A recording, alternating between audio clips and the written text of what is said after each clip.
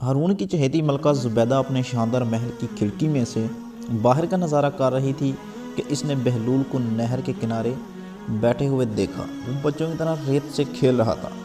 کبھی وہ اس کی چھوٹی چھوٹی ڈیریاں بناتا، کبھی انہیں کیاریوں کی شکل دیتا، کبھی ان گھروں میں کھڑکیاں اور دروازے بناتا۔ زبیدہ کچھ دیر اس کا یہ کھیل دلچسپی سے دیکھتی رہی، پھر اپنی چند کنیزوں کے ساتھ باہر آئی اور بہلول کے پاس آن کھڑی ہوئی اور اسے متوجہ کیا۔ بہلول، یہ کیا کر رہے ہو؟ بہلول نے سر اٹھا کر دیکھا۔ یہ میں جنت کے محل بنا رہا ہوں۔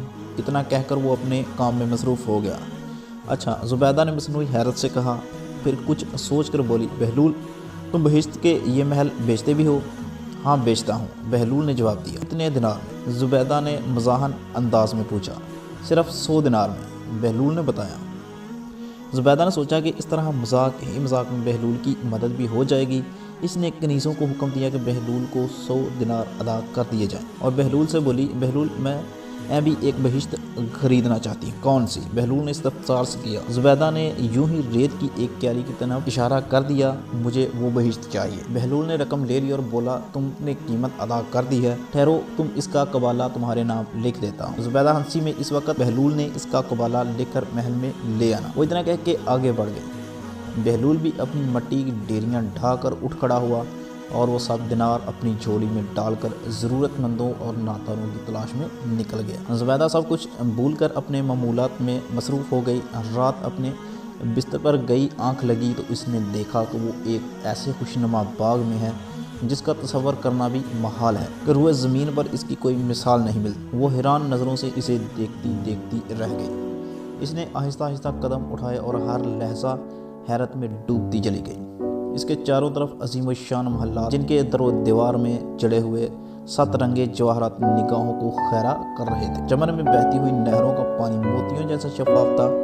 گلستان کی بہار قابل دید تھی، کلیاں چٹک رہی تھیں، پھول کھل رہے تھے اور ہواؤں میں تازگی اور خوشگواری تھی۔ روشیں پھول سے برتی اور ان کی محل نرالی تھی۔ اتنی خوبصورت، اتنا حسن اور دلکشی یکجا دیکھ کر زبیدہ حیران ہو رہی تھی کہ کچھ غلام اور کنیزیں صفیں باندھے قریب آئے۔ زر نگاہ کرسی بیٹھنے کے لیے پیش کی اور موت پانا لہجے میں بولے، تشریف رکھیے۔ زبیدہ تصویر حیرت بنی اس زرعی کرسی پر بیٹھ۔ ایک کنیز آگے بڑھی اور اس نے ایک دستاویز چاندی کی تشتری میں رکھ کر زبیدہ کو پیش کی۔ زبیدہ نے کچھ مستب سی ہو کر دستاویز اٹھائی اور ڈرتے ڈرتے اس پر نگاہ ڈالی۔ اس میں سونے کے حرفوں سے لکھا تھا، یہ قبالہ ہے اس بہشت کا جو بہلول نے زبیدہ کے ہاتھ فروخت کی ہے۔ اس کے ساتھ ہی اس کی آنکھ کھل گئی۔ وہ بہت دیر تک خواب کے سحر میں کھوئی رہی۔ اس کی آنکھوں میں وہ تمام فردوسی مناظر رقص کرنے لگی۔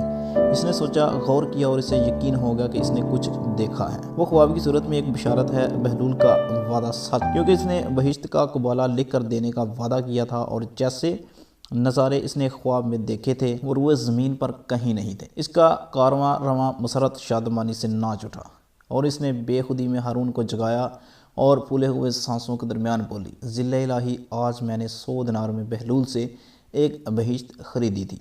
میرا خیال تھا کہ وہ ایک مذاق ہے، دیوانے کی بڑھ ہے، مگر وہ ابھی ابھی مجھے خواب میں دکھلا دی گئی ہے۔ اس کا قبالہ میرے نام ہے، میں نے اسے اپنی آنکھوں سے دیکھا ہے۔ تمہارا دماغ تو درست ہے احمق، کہ تمہیں بھی اس دیوانے نے پاگل بنا دیا ہے۔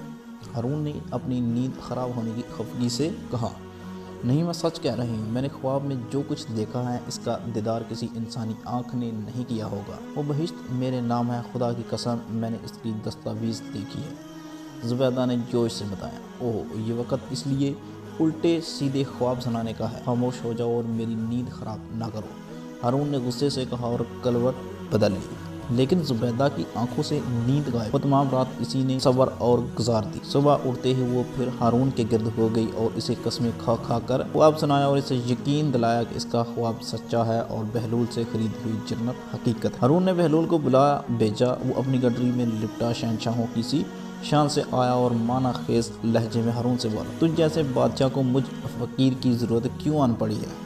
سنا ہے تو نے بہشت بیچنے کا کاروبار شروع کر دیا ہے۔